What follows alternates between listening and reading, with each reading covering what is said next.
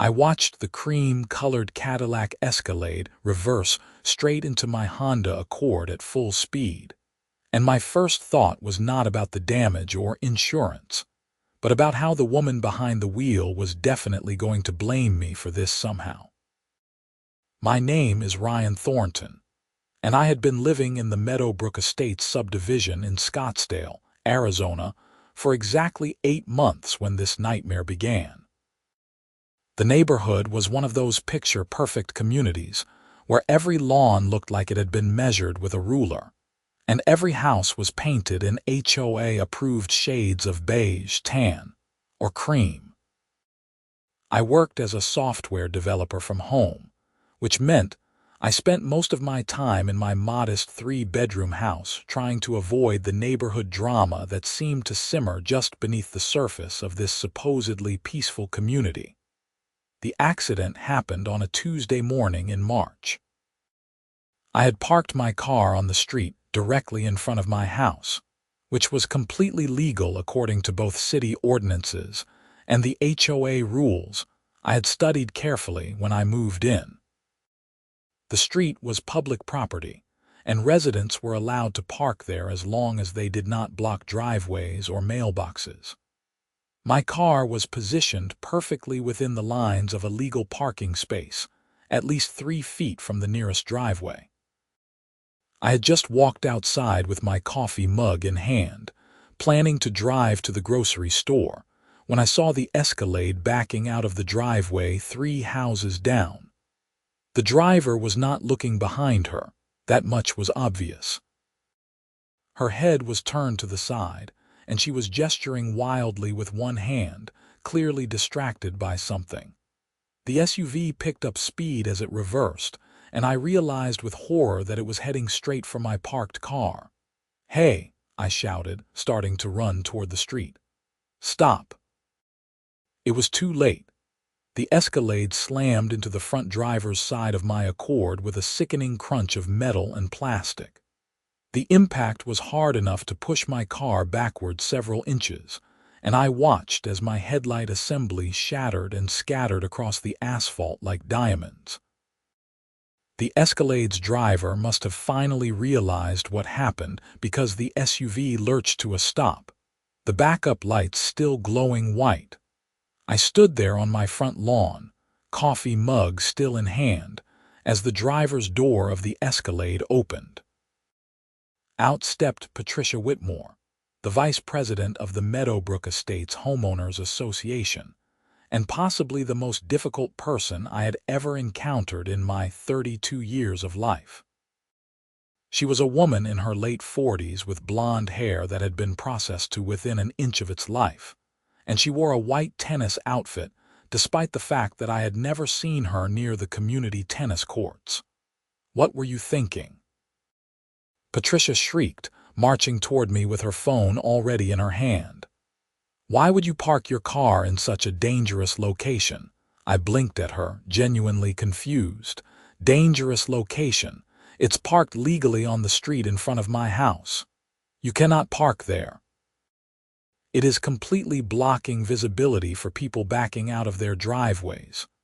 Patricia's face was turning red, and she jabbed a manicured finger toward my now damaged car.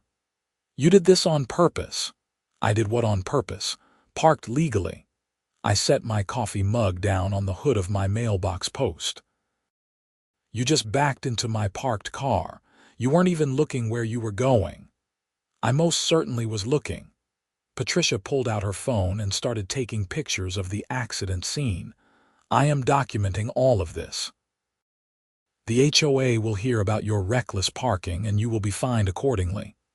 I took a deep breath, trying to keep my temper in check. "Patricia, I watched the whole thing happen. You backed out of your driveway without looking. This is clearly your fault. We need to exchange insurance information." "My fault?" She let out a laugh that sounded like an angry bird. "I have been driving for 30 years without a single accident. This is your fault for parking illegally." "I am not parked illegally. Check the HOA bylaws yourself." I pulled out my own phone and started taking pictures of the damage to my car, the position of both vehicles, and the street around us. I am parked on a public street in a legal parking space, at least 3 feet from the nearest driveway. There is nothing illegal about where my car is positioned. Patricia's expression shifted from anger to something more calculated. We will see what the police have to say about this. I am calling them right now. Great, I said. That is exactly what we should do. They will write an accident report and your insurance will cover the damage to my car. Patricia made the call, speaking in a voice that was suddenly sweet and concerned. Yes, hello. I would like to report an accident in the Meadowbrook Estates subdivision. A negligently parked car has caused significant damage to my vehicle. She gave the address and hung up, turning back to me with a satisfied expression. The police will sort this out. 2 officers from the Scottsdale Police Department arrived within 15 minutes. Officer Davis was a tall man with graying hair and a patient demeanor, while Officer Chen was younger and took detailed notes as we explained what happened. Patricia launched into her version of events first, describing how she had been carefully backing out of her driveway when my illegally parked car suddenly appeared out of nowhere. The car was parked there before you started backing up, correct? Officer Davis asked, his pen poised over his notepad. Patricia hesitated. Well, yes, but it should not have been there in the first place. Was the vehicle blocking your driveway? No, but it was creating a visibility hazard.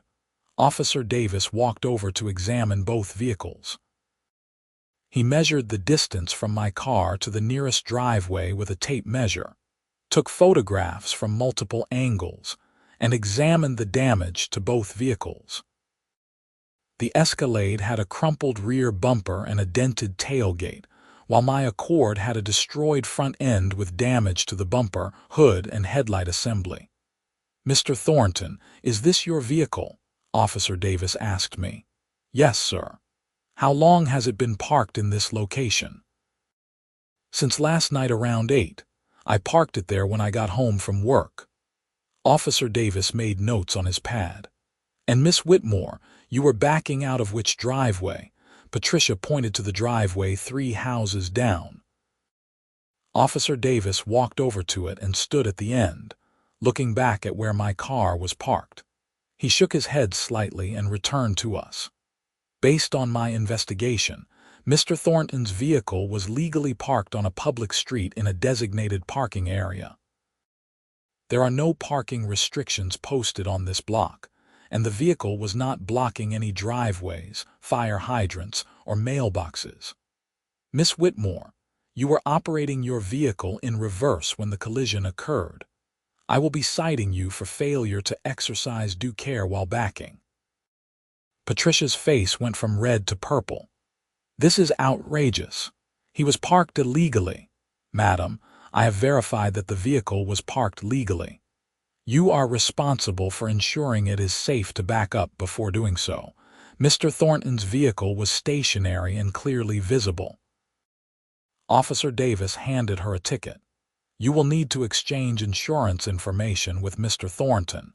Here is the case number for your insurance companies. Patricia snatched the ticket from his hand and glared at me with pure hatred. This is not over. The HOA will deal with you. After the police left, Patricia provided her insurance information with obvious reluctance, writing it down on a piece of paper she practically threw at me. I copied down her details carefully and gave her mine in return. She climbed back into her damaged Escalade and drove off without another word, the tailgate rattling slightly as she went. I called my insurance company from my front porch, reported the accident, and explained what had happened. The claims representative was sympathetic and assured me that since I had been legally parked and the police report clearly established fault, Patricia's insurance should cover all the damages. I took my damaged car to a body shop that afternoon for an estimate. The repairs would cost just over $8,000. 3 days later, I received a formal letter from the Meadowbrook Estates, HOA. It was printed on official letterboard and signed by Patricia Whitmore in her capacity as vice president. The letter informed me that I was being fined $500 for illegal parking that created a safety hazard and resulted in property damage. The letter went on to explain that if I did not pay the fine within 14 days, the HOA would place a lien on my property. I read the letter 3 times, each time getting angrier. This was absolute nonsense. I had parked legally, the police had confirmed it, and Patricia had been cited for the accident. Now she was abusing her position in the HOA to retaliate against me for her own mistake. I decided to attend the next HOA meeting, which was scheduled for the following Thursday evening at the community clubhouse. The clubhouse was a bland building near the subdivision entrance, with a large meeting room, a small kitchen, and the tennis courts I never saw Patricia use, despite her constant tennis outfit.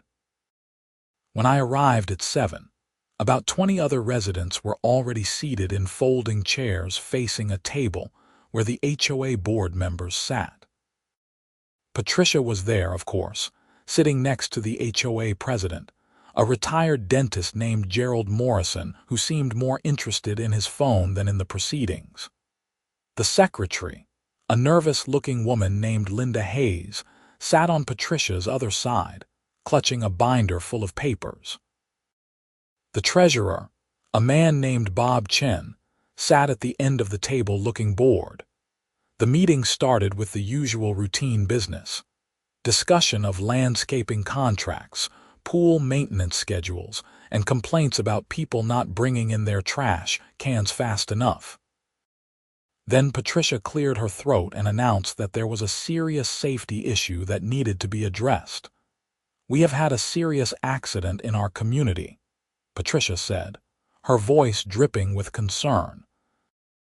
A resident chose to park his vehicle in a location that created a significant visibility hazard, resulting in substantial property damage. I am proposing that we implement a new rule prohibiting street parking on all residential streets within Meadowbrook Estates. Several residents turned to look at me, and I felt my face get hot. I raised my hand and stood up when Gerald Morrison acknowledged me. "My name is Ryan Thornton, and I am the resident Patricia is referring to," I said, keeping my voice level. "What she is not telling you is that I was parked completely legally on a public street. The police confirmed this, and she was cited for the accident because she backed into my parked car without looking. She is now trying to abuse her HOA authority to retaliate against me for her mistake." The room erupted in murmurs. Patricia's face turned red again. "That is absolutely false. You were creating a safety hazard." "The police report says otherwise," I said, pulling out a copy I had brought with me. Officer Davis clearly stated that my vehicle was legally parked and that Patricia was at fault for failing to exercise due care while backing. "I have the ticket number right here." Gerald Morrison held up his hand for quiet. "Let me see that police report." I walked up and handed him the copy. He read it carefully, his expression growing more serious. Linda Hayes and Bob Chen both leaned over to read it as well. Patricia sat rigid in her chair, her jaw clenched tight. "According to this, Mr. Thornton's vehicle was parked legally," Gerald said slowly. "Patricia, it says here you were cited for the accident." "The officer was clearly biased," Patricia snapped. "Anyone could see that the parking situation was dangerous." "But it was legal parking," Bob Chen pointed out. "We cannot fine someone for legal parking." "I am proposing we change the rules," Patricia said. "We need to ban street parking for safety reasons." "That seems like an extreme overreaction to a single accident," Linda Hayes said quietly. "And I am not sure we even have the authority to ban parking on public streets. The city controls those."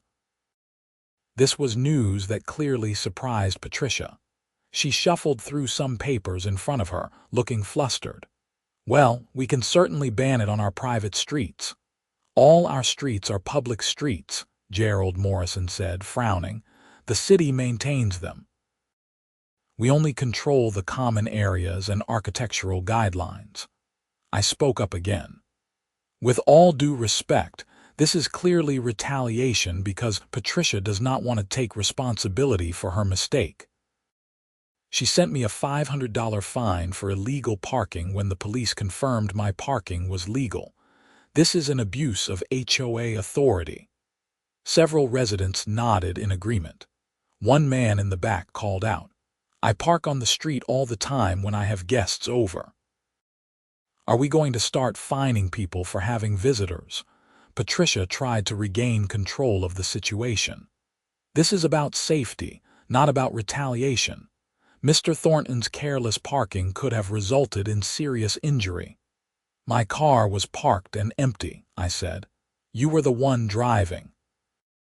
"How could my empty, legally parked car cause injury?" Gerald Morrison set down the police report and looked at Patricia. "I think we need to table this discussion. Patricia, I would like to meet with you privately after this meeting to discuss the fine you issued to Mr. Thornton. Based on this police report, it appears that fine may not have been justified." Patricia looked like she wanted to argue, but she pressed her lips together and nodded stiffly. The meeting continued with other business, but I could feel Patricia glaring at me for the entire remaining hour. After the meeting ended, I was approached by several neighbors who expressed support and shared their own stories of Patricia's overreach. One woman told me about being fined for having the wrong shade of white trim on her shutters. Another man described being threatened with fines because his grass was supposedly a quarter-inch too tall, even though he had measured it himself, and it was within the HOA guidelines. "She runs this HOA like it is her personal kingdom," the man said, shaking his head. "Gerald is too passive to stand up to her most of the time." I drove home feeling slightly better about the situation. At least the board had not supported Patricia's ridiculous proposal, and it seemed like the fine might be rescinded. My insurance company had been in contact with Patricia's insurer, and the claims process was moving forward. I figured this would all blow over in a few weeks. I was very wrong. 2 weeks later, on a Saturday morning, I was served with a lawsuit. A process server knocked on my door, handed me a thick envelope, and walked away. Inside was a complaint filed in the Maricopa County Superior Court by Patricia Whitmore against me, Ryan Thornton. She was suing me for $10,000 in property damage to her Escalade, $5,000 in lost wages from missing work due to the accident, and an additional $5,000 for emotional distress and anxiety caused by my reckless and negligent parking. I sat down on my couch and read through the entire complaint twice, my hands shaking with anger. The document was full of lies and distortions. Patricia claimed that I had deliberately parked my car in a dangerous location to create a hazard. She claimed that the street was too narrow for safe parking, which was false. She claimed that multiple residents had complained about my parking creating visibility issues, which I knew was not true. She even claimed that I had been verbally abusive and threatening toward her after the accident, which was complete fiction. The complaint made no mention of the police report, the ticket she had received, or the fact that she had been backing without looking. It painted me as some sort of reckless menace who had intentionally caused the accident through negligent parking. I called my insurance company immediately. The claims representative I spoke with sounded concerned when I explained about the lawsuit. "This is unusual," she said. "Generally, when someone is clearly at fault like this, they work through insurance rather than filing a lawsuit. Is there any personal conflict between you and Miss Whitmore? She is the vice president of my HOA, and she is angry that I contradicted her at an HOA meeting," I explained. "I think this is retaliation. That could be relevant. You should consult with an attorney as soon as possible. We will provide a defense attorney since the accident happened while your vehicle was insured by us, but you may want your own lawyer as well given the personal nature of this conflict." I spent the weekend researching attorneys, and finally found one who specialized in both personal injury defense and HOA disputes. His name was Marcus Fleming, and his office was in downtown Phoenix. I met with him on Monday morning, bringing copies of everything: the police report, the photos from the accident scene, the HOA letter about the fine, notes from the HOA meeting, and Patricia's lawsuit. Marcus was a man in his mid-50s with sharp eyes and a no-nonsense attitude. He reviewed all my documents carefully, asked detailed questions about the timeline of events, and finally leaned back in his chair with a thoughtful expression. "This is one of the more obvious cases of retaliatory litigation I have seen in a while," Marcus said. "Miss Whitmore is clearly upset about being found at fault for the accident, and she is abusing the legal system to harass you. The police report makes it crystal clear that she was at fault.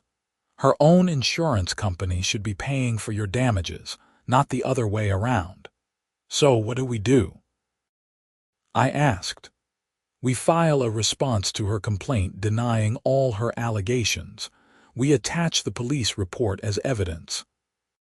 We may also file a counterclaim against her for your damages, including your deductible, car rental expenses, and potentially your attorney fees if we can establish that her lawsuit was frivolous.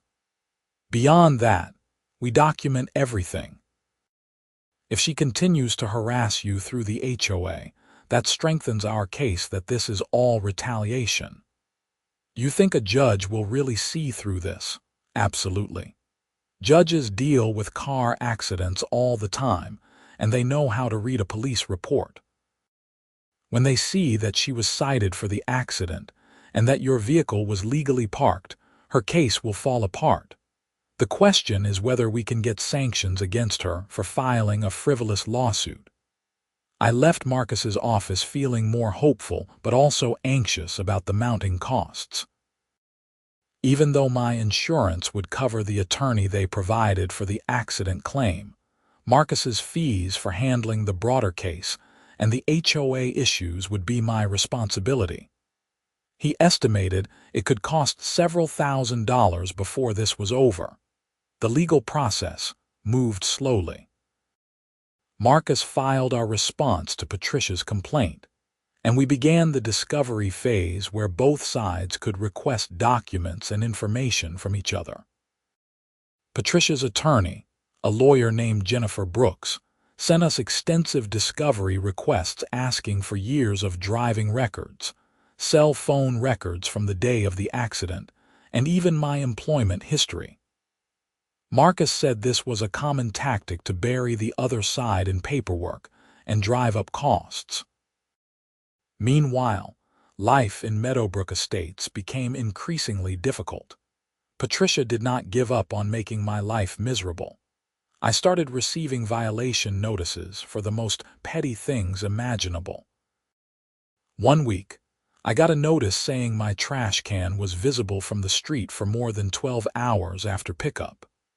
Another week, I was cited for having a small oil stain on my driveway that I needed to clean immediately. Then, I received a notice that my front yard had unapproved landscaping because I had planted some drought-resistant native plants instead of the water-hungry grass the original builder had installed. Each violation came with a fine of $100 to $200, and each one required me to take time to photograph the supposed violation, review the HOA bylaws, and write a formal response explaining why the violation was either incorrect or the fine was inappropriate. Marcus advised me to document everything meticulously, as it would all support our argument that Patricia was retaliating against me. The situation reached a new level of absurdity when I received a notice that my house color was not in compliance with HOA standards. This made no sense because I had not painted my house. It was the exact same color it had been when I bought it 8 months earlier. I took photos showing that my house was identical in color to at least 6 other houses on my street, all painted in an approved shade of cream. In my response letter, I pointed out that the HOA had approved this color when the house was built, and I had not changed it. Patricia rejected my explanation and insisted I would be fined $200 per week until I repainted the house in an approved color. When I pushed back, she sent me a letter claiming that the paint had faded unevenly and therefore needed to be refreshed. I got 3 professional painting contractors to come out and provide written statements that the paint was in good condition with no unusual fading. Patricia ignored these statements. It became clear that Patricia was never going to let this go. Every interaction with the HOA became a battle. I started receiving notices about my car being parked incorrectly on the street, even though I was always parked legally. Once, she sent me a violation notice claiming my car had been parked in the same spot for more than 72 hours, which was against city ordinance. I was able to disprove this with my garage security camera footage showing my car leaving and returning multiple times during that period. Other neighbors started approaching me quietly to express their sympathy and share their own stories of Patricia's behavior. I learned that she had been vice president of the HOA for 6 years and had a reputation for being vindictive toward anyone who crossed her.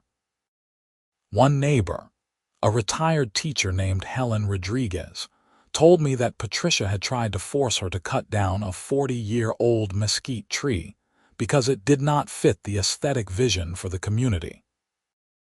Helen had fought the order and eventually won, but Patricia had made her life difficult for months with constant violation notices. "The problem is that Gerald Morrison lets her get away with it," Helen said. "He does not want to deal with conflict, so he just lets Patricia do whatever she wants." Most people eventually give up and either comply with her demands or move away. "I am not moving," I said firmly. "I bought this house, and I have every right to live here without being harassed." Helen smiled sadly. "I admire your determination. Just be careful. Patricia can be very vindictive." As the summer approached, the lawsuit moved toward a trial date. Marcus had filed a counterclaim on my behalf, seeking to recover the $8,000 in damage to my car, my insurance deductible of $1,000, car rental expenses of $1,200, and attorney fees. Patricia's attorney tried to get our counterclaim dismissed, but the judge denied the motion, stating that we had presented sufficient evidence to proceed. The key moment came during Patricia's deposition. In a deposition, the opposing attorney gets to ask questions under oath, and the answers can be used in court. Marcus conducted Patricia's deposition in a conference room at Jennifer Brooks's law office. I was allowed to be present, sitting quietly in the corner while Marcus asked questions. Patricia arrived dressed formally in a black pantsuit, her hair pulled back severely.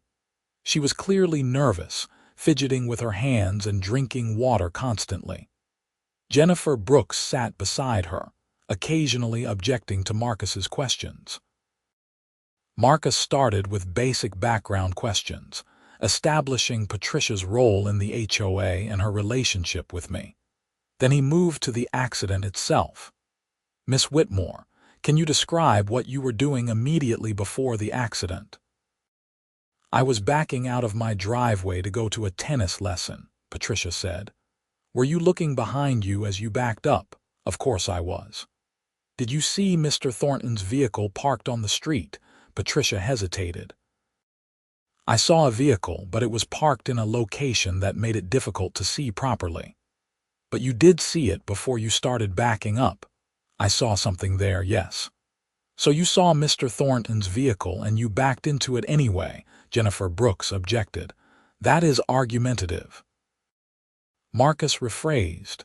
You testified that you saw a vehicle parked on the street before you began backing up, correct? Yes. And you backed your vehicle into that parked vehicle, correct? Patricia's face reddened. It was in my blind spot. But you just testified that you saw it before you started backing up. How could it be in your blind spot if you had already seen it? I meant that once I started backing up, I lost sight of it. So you saw the vehicle, you started backing up, you lost sight of it in your blind spot, and you continued backing up anyway without stopping to check.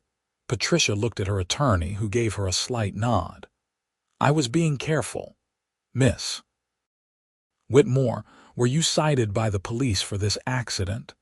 Yes, but the officer was wrong. The officer cited you for failure to exercise due care while backing, correct? Yes. And in the police report, the officer stated that Mr. Thornton's vehicle was legally parked, correct? The officer may have said that, but I disagree. On what basis do you disagree with the officer's determination that the vehicle was legally parked? Patricia launched into a long explanation about visibility and safety that did not really answer the question. Marcus let her talk, making notes.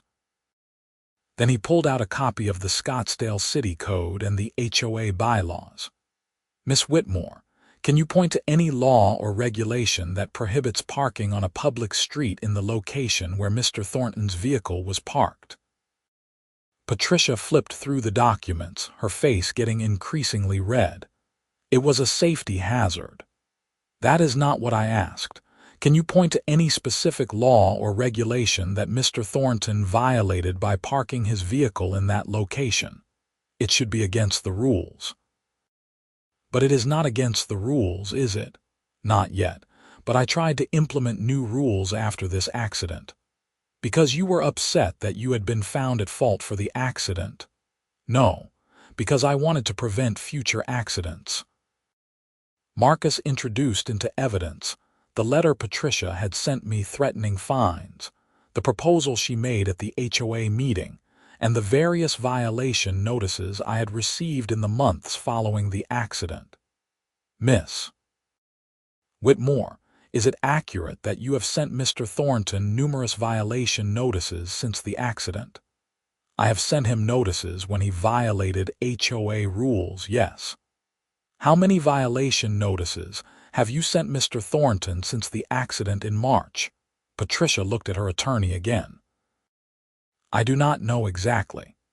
Would you be surprised if I told you it was 17 violation notices in 4 months? If he would comply with the rules, he would not receive violations.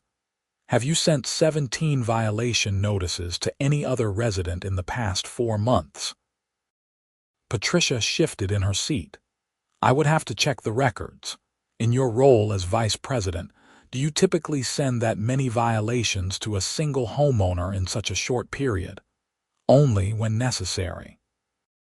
And you felt it was necessary to send Mr. Thornton 17 notices in 4 months for issues like his trash, can being visible for more than 12 hours, or a minor oil stain on his driveway, or native plants in his yard. All of those were legitimate violations.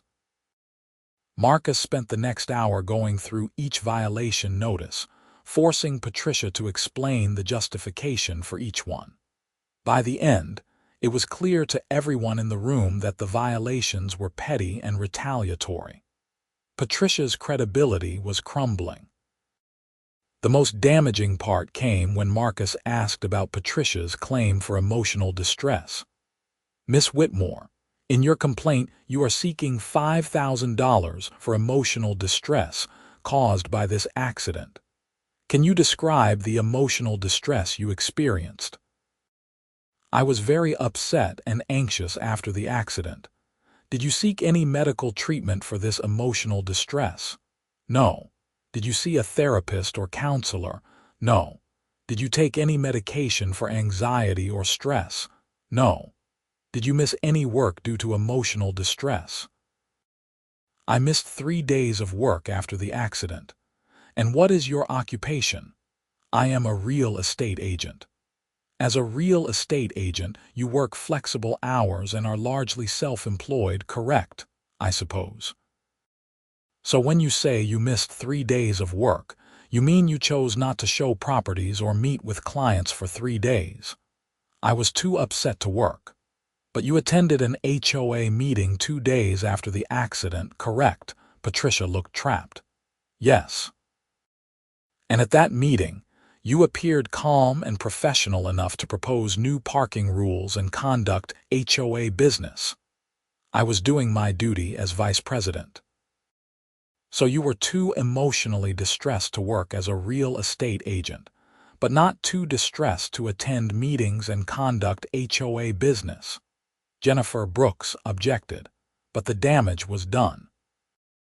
Marcus had exposed the holes in Patricia's case, and her claims of emotional distress and lost wages looked exaggerated at best and fraudulent at worst. The deposition ended after 4 hours, with Patricia looking exhausted and angry. As I left the office with Marcus, I felt optimistic for the first time in months. That went well, Marcus said as we walked to our cars. She contradicted herself multiple times, and we have solid evidence that her lawsuit is retaliatory. I think we have a good chance of not only winning, but also getting her to pay your attorney fees. What happens next? I asked. We will depose you as well, which should be straightforward since your story is consistent and supported by the police report. Then we will likely try to push for a settlement conference. If Patricia has any sense, she will drop this lawsuit once she sees how weak her case is. But Patricia did not have any sense, or at least her pride would not let her back down. Her attorney tried to negotiate a settlement where both sides would drop their claims and walk away, but Patricia refused. She was determined to have her day in court. My own deposition was scheduled for 2 weeks later. Jennifer Brooks asked me many of the same questions Marcus had asked Patricia, but I answered them calmly and consistently. I described parking my car legally on the street, watching Patricia back into it without looking, and the subsequent retaliation through HOA violations. Jennifer tried to make me seem like I was exaggerating the retaliation, but I had documentation for everything. Copies of all 17 violation notices, photographs disproving the violations, and records showing that I had received more violations in 4 months than some neighbors had received in years. The trial was scheduled for early October. As the date approached, Marcus prepared our case meticulously. We had the police report, photographs, witness statements from neighbors who confirmed that my parking was normal and that Patricia had a pattern of vindictive behavior, and Patricia's own deposition testimony contradicting her claims. The day before trial, something unexpected happened. I received a call from Gerald Morrison, the HOA president. "Ryan, I wanted to speak with you about this situation with Patricia," Gerald said, his voice weary. "I have been reviewing everything that has happened, and I am deeply concerned about how this has been handled." "That is an understatement," I said. "I want you to know that the board is taking action. We have called a special meeting to discuss Patricia's conduct as vice president. Several board members and I believe she has abused her authority and acted in a way that exposes the HOA to legal liability." "What kind of action are you talking about?" I asked, not daring to hope. "We are voting to remove her from the board and to rescind all the violation notices she has issued to you. We are also going to issue a formal apology on behalf of the HOA. I know that does not undo the stress and expense you have experienced, but I want you to know that not everyone on the board supports what Patricia has done." "I appreciate you telling me this," I said, genuinely surprised. "When is this meeting?" Tomorrow evening at 7, the same time your trial starts. I wish we had acted sooner, but it took time to build consensus among the board members.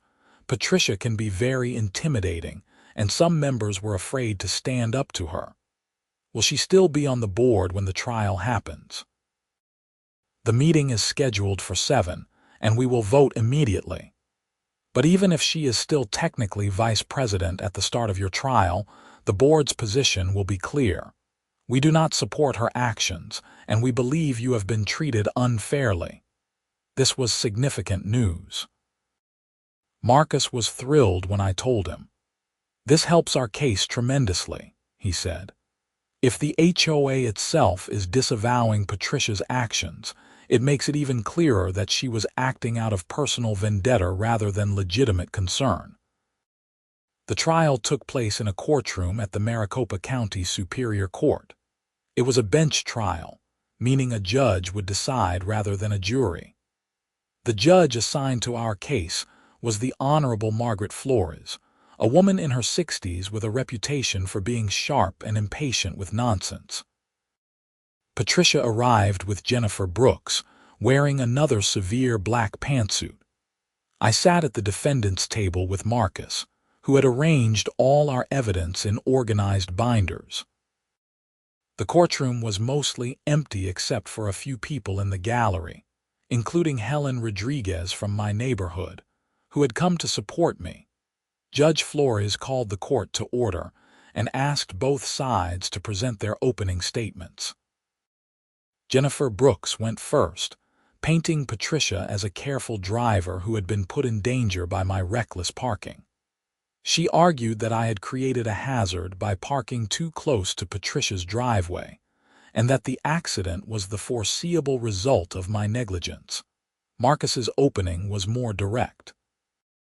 Your Honor, this case is very simple. Miss Whitmore backed her vehicle into Mr. Thornton's legally parked car. The police investigated and cited Miss Whitmore for the accident. Everything since then has been Miss Whitmore's attempt to avoid responsibility by abusing her position in the HOA to retaliate against Mr. Thornton. The evidence will show that Miss Whitmore's lawsuit is frivolous and was filed in bad faith. Jennifer Brooks called Patricia as her first witness. Patricia testified about the accident, sticking to her story that she had been driving carefully and that my car was in a dangerous location. Marcus cross-examined her, getting her to admit once again that she had seen my car before backing up and that she had been cited by the police.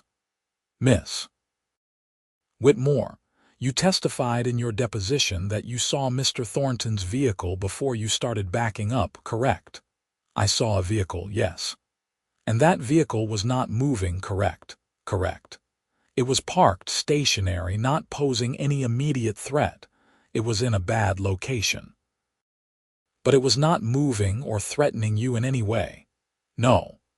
So you made the decision to back up even though you knew there was a parked vehicle there. I thought I had enough room. But you did not have enough room, did you? Apparently not. Because you miscalculated and backed into Mr. Thornton's legally parked vehicle. Patricia's jaw tightened. I suppose so. Marcus introduced the police report, which Judge Flores reviewed carefully. Patricia's attorney tried to downplay it, arguing that the police officer's opinion was just that and not definitive. Judge Flores raised an eyebrow at this argument. Counselor, police reports are routinely used as evidence in accident cases, Judge Flores said dryly. Are you suggesting that the court should disregard the investigating officer's findings? I am suggesting that the officer may not have had all the facts, Your Honor. What facts was the officer missing? Jennifer Brooks fumbled for an answer. The officer did not consider the broader context of parking safety in the neighborhood. Did Miss Whitmore explain this broader context to the officer at the scene? I would have to check. Please do. Judge Flores made a note on her pad. Marcus then called me to the stand. I testified about parking my car legally, watching the accident happen, and the subsequent harassment through HOA violations.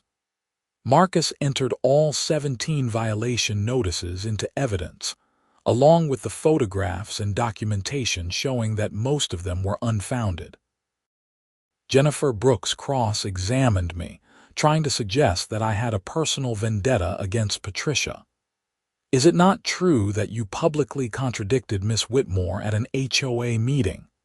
I corrected false statements she made about the accident, yes. "And you did this in front of other residents, embarrassing her." I presented the facts as documented by the police. If that embarrassed her, it was because the facts contradicted what she was claiming. "You seem to enjoy creating conflict with Miss Whitmore." I did not create any conflict. I parked my car legally and Miss Whitmore hit it. Everything that happened after that was her choice, not mine. Marcus called several neighbors as witnesses, including Helen Rodriguez. Helen testified about Patricia's pattern of retaliatory behavior and confirmed that my parking was typical for the neighborhood. Another neighbor, a man named David Park, testified that he had parked in the exact same location many times without incident, and that Patricia's driveway sight lines were perfectly adequate. The most dramatic moment came when Marcus introduced evidence that the HOA board had voted the previous evening to remove Patricia from her position as vice president. Jennifer Brooks objected strenuously, arguing that this was not relevant to the accident claim. "Your Honor, this is directly relevant to our argument that Miss Whitmore filed this lawsuit in bad faith as retaliation," Marcus argued. "The fact that her own HOA board removed her for abusing her authority demonstrates that her actions toward Mr. Thornton were improper." Judge Flores considered this. "I will allow it. You may proceed." Marcus submitted a letter from Gerald Morrison on behalf of the HOA board, stating that Patricia had been removed from her position due to abuse of authority, and that the board formally retracted all violation notices issued to me. The letter also apologized for the harassment I had endured. Patricia looked stunned. Apparently, no one had informed her attorney about the board meeting. Jennifer Brooks requested a brief recess to consult with her client, which Judge Flores granted. When court resumed 20 minutes later, Jennifer Brooks announced that Patricia wished to withdraw her lawsuit. "However, we maintain that Miss Whitmore was not at fault for the accident, and we would ask that Mr. Thornton's counterclaim also be dismissed, so both parties can move forward." Marcus immediately objected. "Your Honor, Miss Whitmore has put Mr. Thornton through months of litigation for an accident she caused. He has incurred significant expenses, both from the accident itself and from defending against this frivolous lawsuit. Miss Whitmore should not be allowed to simply walk away now that the evidence has proven her claims were baseless." Judge Flores agreed. "Miss Brooks, your client filed this lawsuit making serious allegations against Mr. Thornton. You cannot simply withdraw now without consequences." We will proceed with Mr. Thornton's counterclaim. The remainder of the trial focused on the damages I was seeking.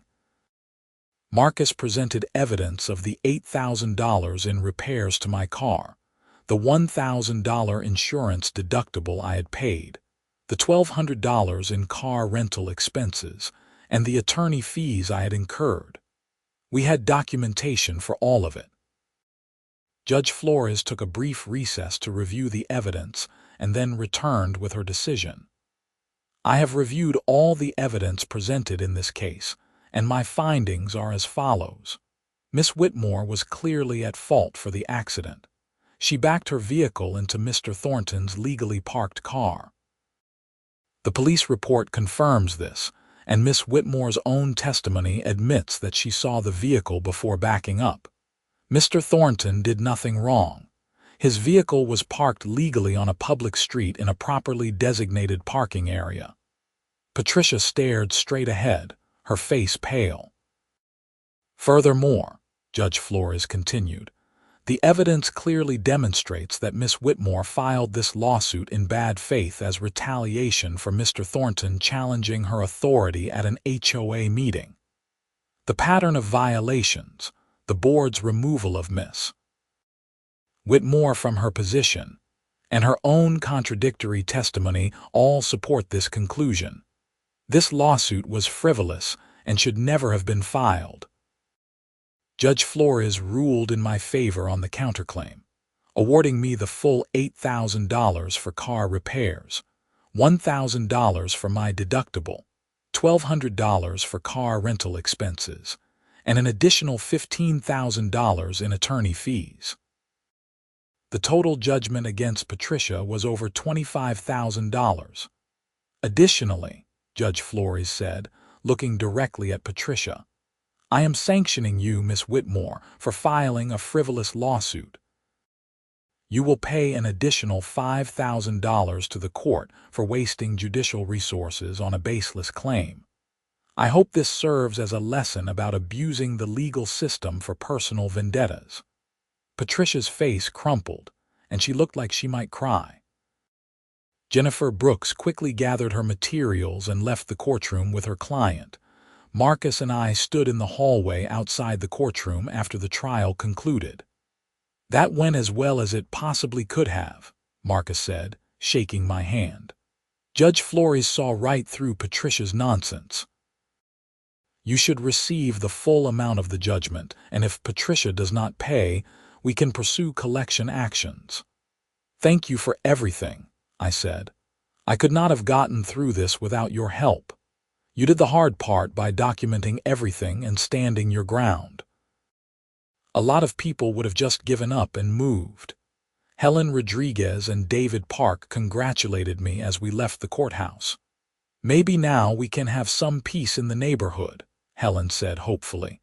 The aftermath of the trial was satisfying. Patricia paid the full judgment amount within 2 weeks, likely wanting to avoid any further legal action. She also paid the $5,000 sanction to the court.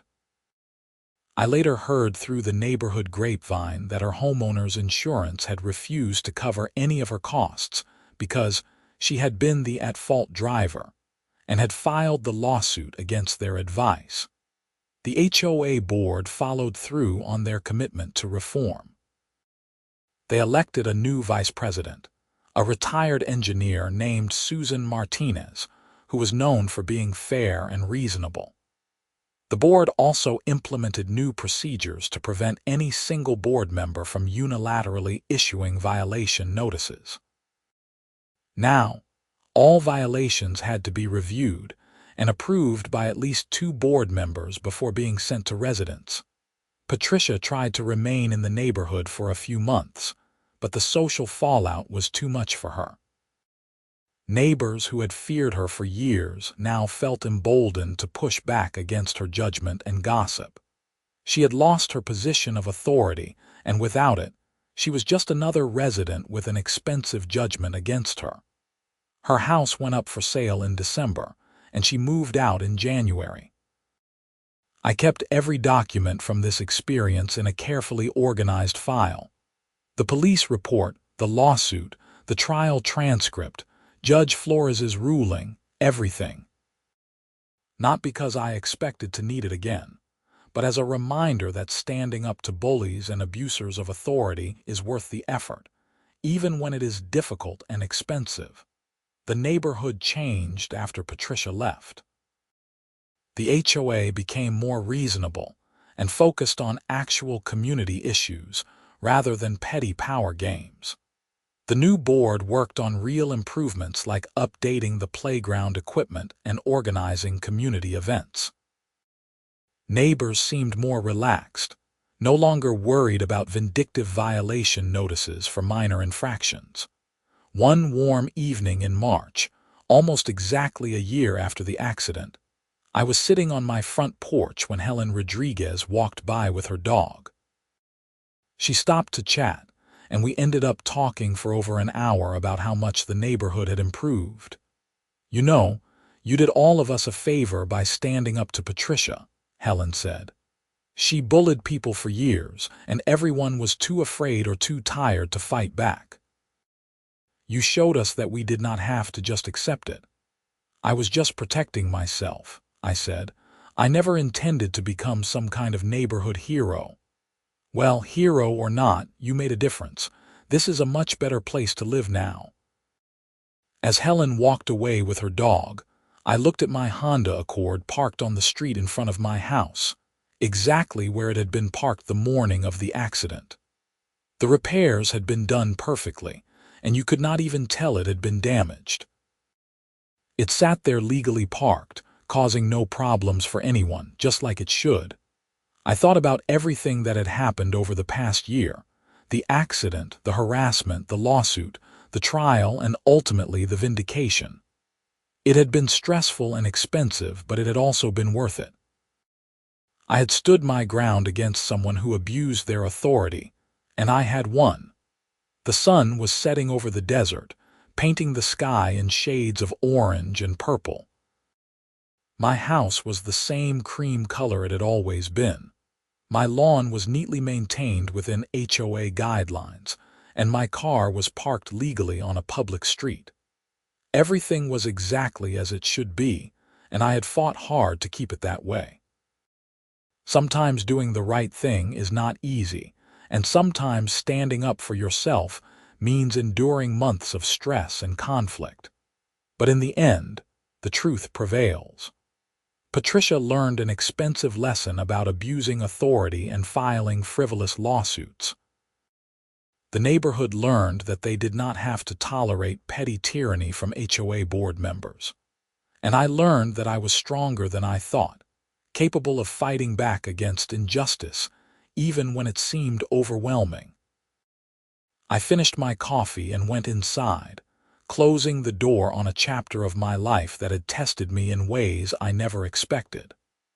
Tomorrow would bring new challenges and new experiences, but tonight I could rest easy knowing that justice had been served, both in the courtroom and in my community. Patricia's Escalade had crashed into more than just my Honda that morning.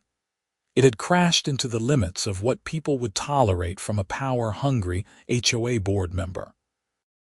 And in the wreckage of that collision, something better had emerged.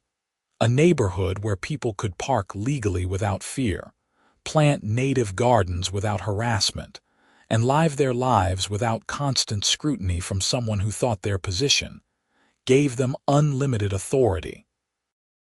The legal judgment had been satisfying, but the real victory was the peace that followed. I could come home each day without wondering what ridiculous violation notice would be waiting for me. I could park my car on the street without worrying about retaliation. I could tend my garden, maintain my home, and live my life as a responsible homeowner without constantly looking over my shoulder. As I settled into my evening routine, I felt genuinely grateful for the experience, strange as that might sound. It had been awful while it was happening, but it had taught me important lessons about standing up for myself, the importance of documentation, and the value of perseverance. It had also connected me with neighbors who became genuine friends, united by our shared frustration with Patricia's behavior and our relief when it finally ended. The file of documents sat in my home office, a thick folder full of papers that represented one of the most challenging periods of my life. I had already decided that if I ever sold this house and moved, that folder would come with me. Not as a trophy, but as a reminder that doing the right thing matters, that justice is worth fighting for, and that one person standing up to a bully can make a difference not just for themselves, but for an entire community. My story was not unique. Across America, countless homeowners face similar situations with overreaching HOA board members who abuse their limited authority to make residents' lives miserable. Some people fight back like I did, while others give up and move away or simply endure the harassment. I hope that my experience might encourage others in similar situations to document everything, seek legal advice, and stand their ground. HOA boards serve an important function in maintaining community standards, but that power must be exercised responsibly and fairly. When board members like Patricia abuse that power for personal vendettas, they need to be held accountable. The clock on my wall showed it was getting late. I had an early morning meeting for work the next day, and I needed to get some rest. As I prepared for bed, I looked out my bedroom window at the street below. Several cars were parked along the curb, including mine, all of them positioned legally within the designated parking spaces. It was such a normal, mundane sight, but after everything I had been through, I appreciated the simple freedom it represented. In the months and years that followed, life in Meadowbrook Estates continued peacefully. The HOA functioned as it was supposed to, maintaining common areas and enforcing reasonable standards without the petty harassment that had characterized Patricia's tenure. Susan Martinez proved to be an excellent vice president, working collaboratively with residents rather than dictating to them. Gerald Morrison seemed relieved to have a functional board again, and he became more engaged in HOA business rather than passively allowing one person to dominate. I heard through mutual acquaintances that Patricia had moved to a different suburb on the other side of Phoenix. I hoped for the sake of her new neighbors that she had learned something from her experience, though I suspected that people like her rarely change. At least she was no longer my problem. My relationship with my neighbors strengthened over time.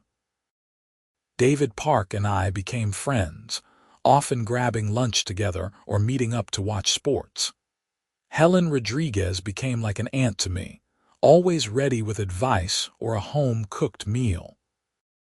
The sense of community in Meadowbrook Estates improved dramatically once Patricia left, and I realized that her toxic presence had been poisoning the neighborhood dynamic for years.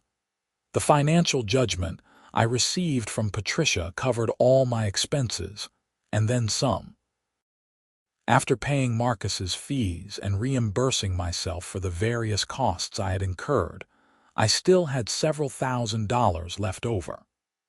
I donated some of it to a local legal aid organization that helped people who could not afford attorneys in disputes with HOAs and landlords.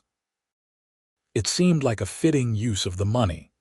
As time passed, the accident and lawsuit became just another story in my personal history, something I could reflect on with perspective rather than anger. I kept my Honda Accord for several more years, and every time I looked at the perfectly repaired front end, I remembered the morning Patricia backed into it and set off a chain of events that changed my neighborhood for the better.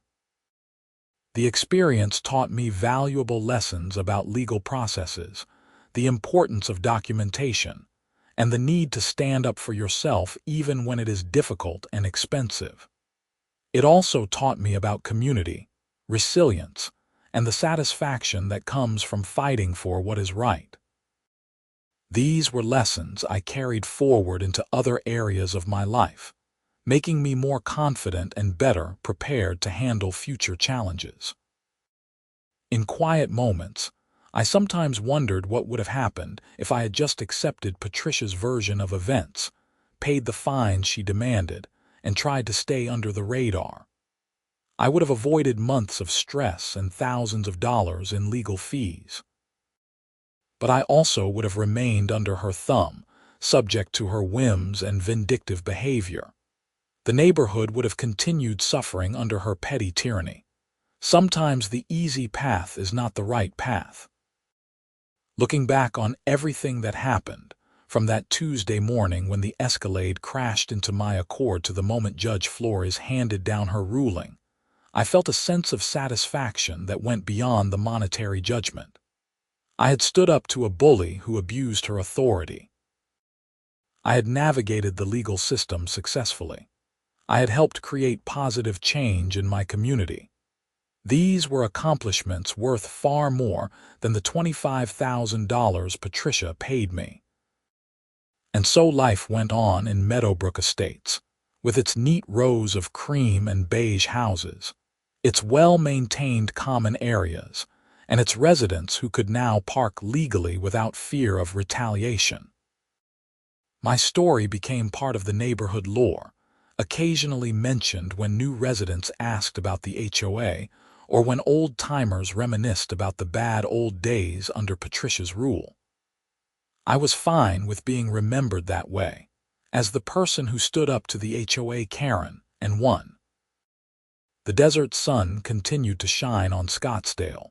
The seasons changed in their subtle Arizona way, and I continued living my life in peace. My car remained parked legally on the street whenever I chose to park it there. My native plants thrived in my front yard, saving water and supporting local wildlife. My house stayed its original cream color, neither fading nor requiring unnecessary repainting. Everything was as it should be, and I had fought to keep it that way. That alone made the entire ordeal worthwhile.